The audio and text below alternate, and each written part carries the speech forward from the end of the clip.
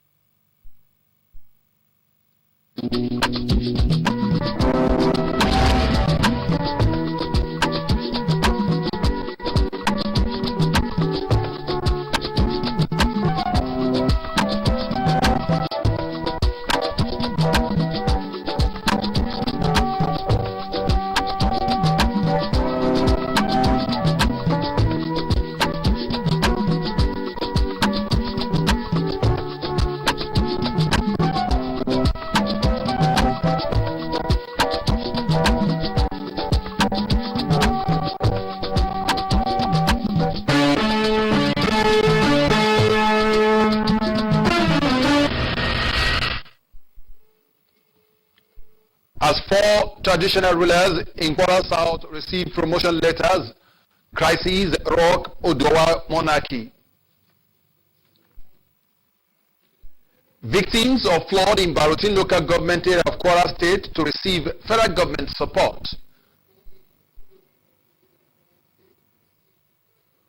Correspondent examines effectiveness of Child's Right Act 2003 with emphasis on underage street hawking. Plus, updates from the world of entertainment and sports. Good evening. This is the Nigerian Television Authority NTA ILORIN News Tonight. I am Abdul Wahid Bibire.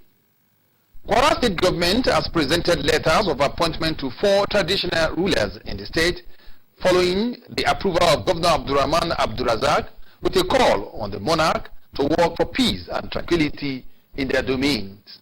Abdulafiz Alaya has the details. The new traditional rulers are Allah of Ilala, Oba Fatai Oladiga, Alara of Isariokun, Oba Owolabi Kayode, Onisapa of Isapa, Oba Olubagbenga Adeyeyi, and Olu of Apakere, Oba Ismail Oderinde. The Honorable Commissioner for Local Government, Chieftaincy Affairs and Community Development, Lafia Aliyu Sabi, while presenting the letters of appointment on behalf of the governor, congratulated the monarchs on the ascension of the schools of their forebearers.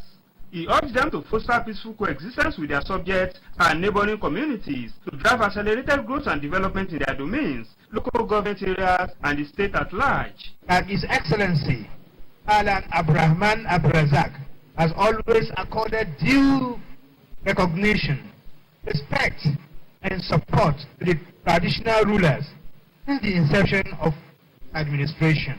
I wish to call on your Royal Highnesses continue to support the government in its various activities. Speakers at the event also advised the traditional rulers to support government policies and programs aimed at improving the well-being of the people. it has to be made known that the moment you have been entrusted with this position, you are holding the positions in trust for your people.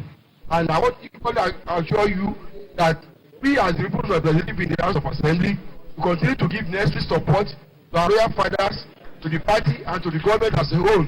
Allah of Ilala, Oba Fatai Oladiga, on behalf of other appointees, thank the governor and the state traditional institution for the confidence reposed in them while promising not to take the gesture for granted and work for peace and security of the state. While Allah of Ilala and Alara of Isariokun are third-class traditional chiefs, Onisapa of Isapa and Olu of Apakere are in fourth class. Abdelaziz, Alaya, NTA News. The Afin Descendants Union and the Kingmakers of Odowa community in Okero local government area of Kwara State are appealing to the Kwara State government to look into their grievances with the Olota of Odowa, Oba Joshua Adeyemi Adimula, in order for peace to reign in Odowa community. Aisha Abubakar Yahaya has the details. In line with the traditional responsibilities of the Warefas, which means kingmakers and the rightful owners of Odowa Kingdom throne, Afin Descendants Union said the press conference became imperative in order to address issues concerning peace in Odowa community. As far as they are concerned, the relationship between the Olota of Odowa and kingmakers is becoming sour by the day and needs urgent intervention of the state government. According to the secretary of Afin Descendants Union of Odowa community, since Oba Joshua Adeyemi Adimula ascended the throne as the 16th Olota of Odowa, his relationship with the kingmakers as well as other ruling houses in Odowa has not been a pleasant one. We plead with the government for this steady resource. The detriment of Oba Joshua Adeyemi Adimula, Olota of Odowa, in order for peace to reign in our community.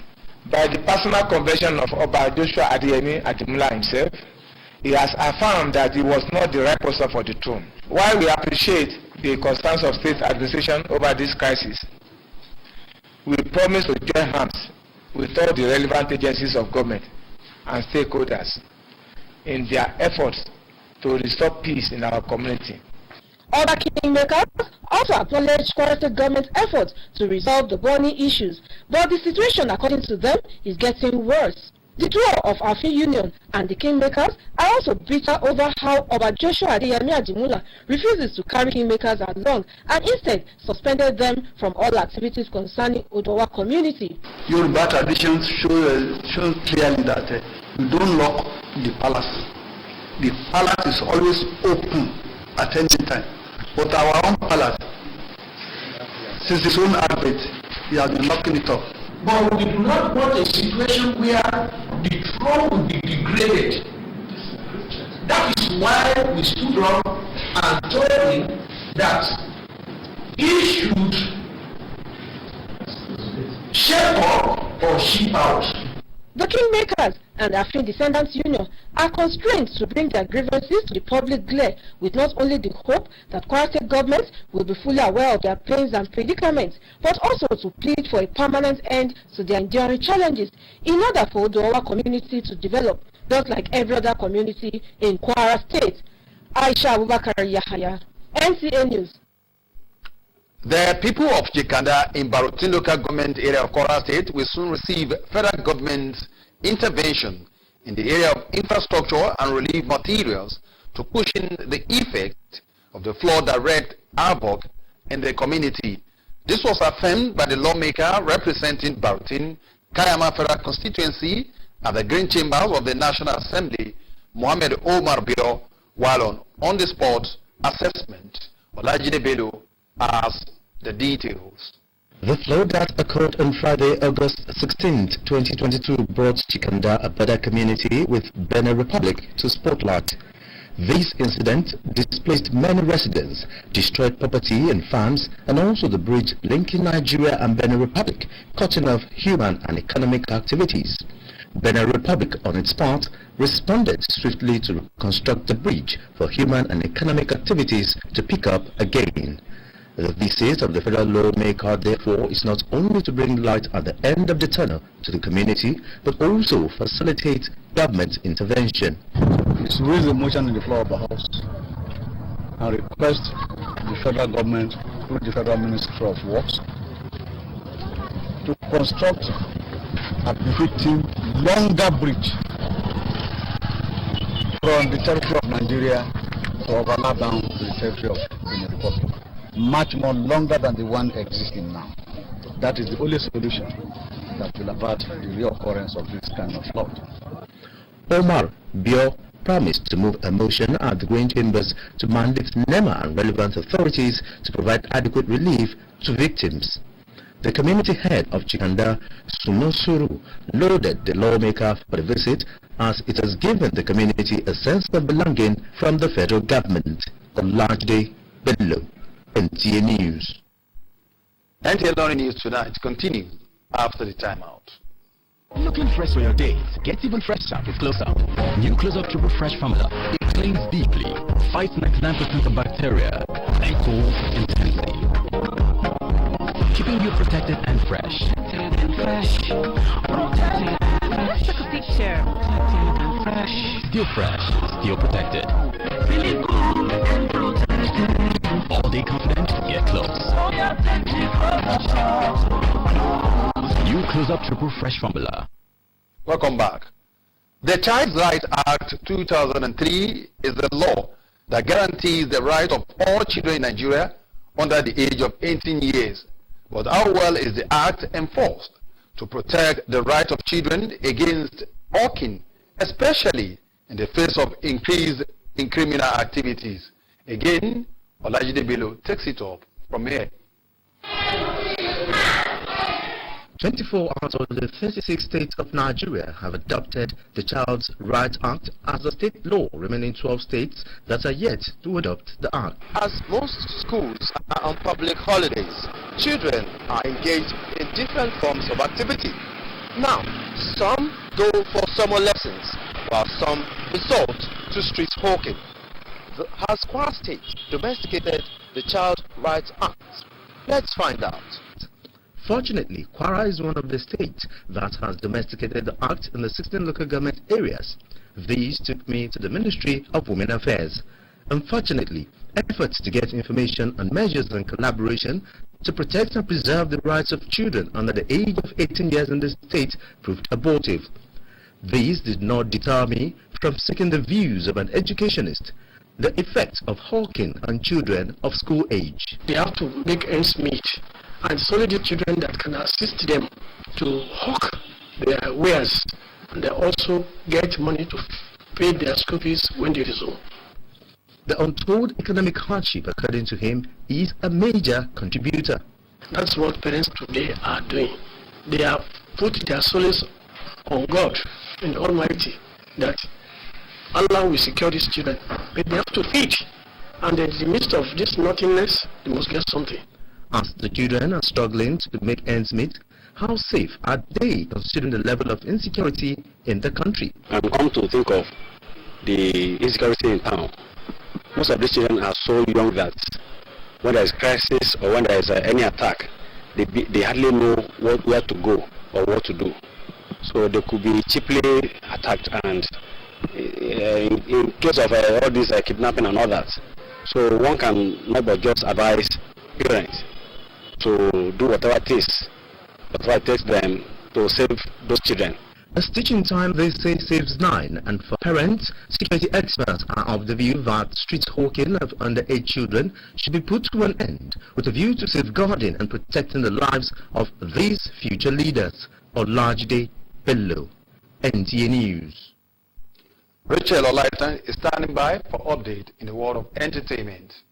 Miss Tura marked her day in high spirits as she shared photos of herself dancing joyfully and energetically despite her old age. The celebrant, who dressed at her best, was greatly celebrated by fans and colleagues on social media.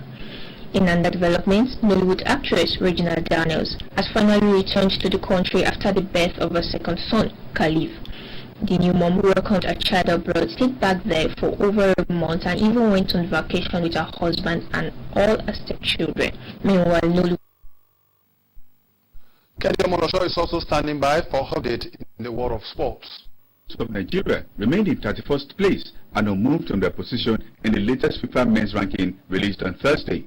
Brazil maintained their position as the world's #1 team, with Nigeria maintaining 31st position to remain Africa's 4th best nation. In another development, Nigerian Super Eagles B team begins intensive training at the Abuja Stadium ahead of the African Nations Championship qualifier. The Salisu Yusuf-led side will square up against arch-rival Ghana in Cape Coast for the first leg, with a return leg built for September in Abuja. And that sports tidbit wraps it up on NTA ILORIN News Tonight. Thanks for watching. Good night.